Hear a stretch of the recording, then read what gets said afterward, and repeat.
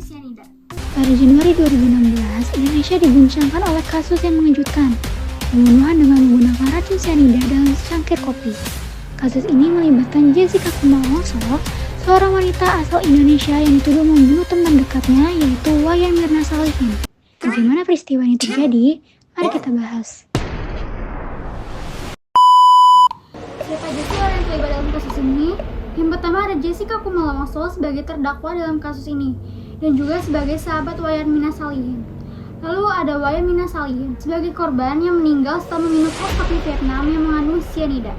Lalu ada Hani sebagai sahabat Jessica dan Mirna, dan juga turut hadir saat kejadian tetapi tidak mengalami keracunan. Lalu ada Arif Sumarko sebagai suami Mirna yang mendukung proses penyelidikan kasus ini. Lalu ada tim penyelidik Polda Metro Jaya yang bertanggung jawab dalam mengusut kasus ini.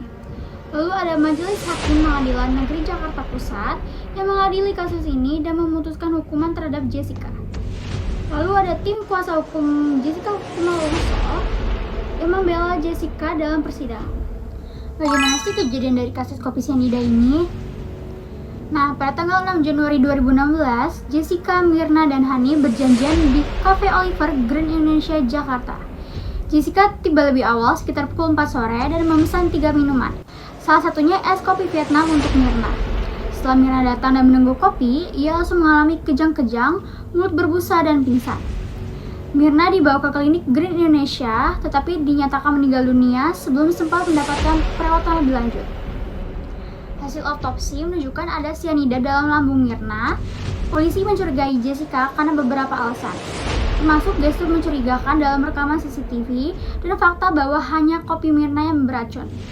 Jessica ditangkap pada tanggal 29 Januari 2016 dan disidang mulai Juni 2016. Ada beberapa upaya untuk menyelesaikan kasus ini. Yang pertama ada proses hukum. Kasus ini masuk ke Pengadilan Negeri Jakarta Pusat dan menjadi perhatian besar media. Bukti yang diajukan jaksa meliputi rekaman CCTV, kesaksian ahli toksikologi, serta perilaku Jessica sebelum dan sesudah kejadian. Jessica Kumala Wongso divonis bersalah dan dijatuhkan hukuman 20 tahun penjara pada tanggal 27 Oktober 2016. Jessica dan tim kuasa hukumnya mengajukan banding dan kasasi, tapi ditolak Mahkamah Agung. Lalu yang kedua ada reaksi publik dan media.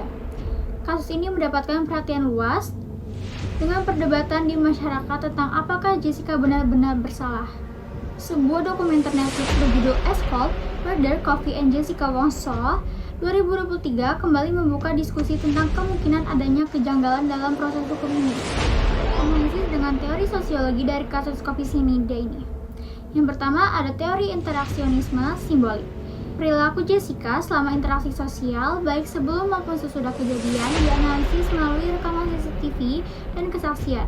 Cara Jessica berkomunikasi dan bereaksi dalam sidang juga menjadi perhatian. Menunjukkan bagaimana simbol dan ekspresi digunakan dalam proses peradilan. Yang kedua, teori labeling. Jessica mendapat label sebagai pelaku pembunuhan sejak awal penyelidikan yang mungkin mempengaruhi pandangan publik dan jalannya kasus. Stigma terhadap Jessica tetap melekat, bahkan setelah bertahun-tahun sejak kasus ini diputuskan. Lalu yang ketiga, teori konflik. Kasus ini juga bisa dilihat dari perspektif kelas sosial, di mana perbedaan latar belakang keluarga dan akses ke pengacara serta mempengaruhi jalannya proses hukum. Dan juga aspek konflik antara pihak keluarga korban dan terdakwa, yang mencerminkan ketegangan sosial dalam masyarakat. Dan ada beberapa jenis konflik dari kasus ini. Yang pertama ada konflik individu yang terjadi antara Jessica dan Mirna berdasarkan dugaan adanya perselisihan sebelum kejadian. Yang kedua ada konflik hukum, melibatkan Jessica dan sistem peradilan termasuk jaksa, pengacara, dan hakim. Yang ketiga ada konflik sosial, perdebatan di masyarakat mengenai apakah Jessica benar-benar bersalah atau hanya korban dari sistem hukum. Lalu yang keempat ada konflik media. Media berperan besar dalam membentuk opini publik dengan banyaknya spekulasi yang berkembang. Kasus kopi sianida diselesaikan melalui jalur hukum. Jessica Kumala Wongso divonis 20 tahun penjara atas dakwaan pembunuhan berencana terhadap Mirna Salihin. Upaya banding dan kasasi ditolak. Kasus ini menimbulkan kontroversi dengan sebagai pihak meragukan kekuatan bukti. Namun, putusan tetap dijalankan. Dampaknya, regulasi pengawasan bahan beracun diperketat dan kesadaran masyarakat terhadap kejahatan berbasis racun meningkat. Kasus kopi sianida mengajarkan kita satu hal. Dalam setiap kisah, ada lebih dari satu sudut pandang. Hukum mungkin telah membuat keputusan, tetapi opini publik tetap terbagi.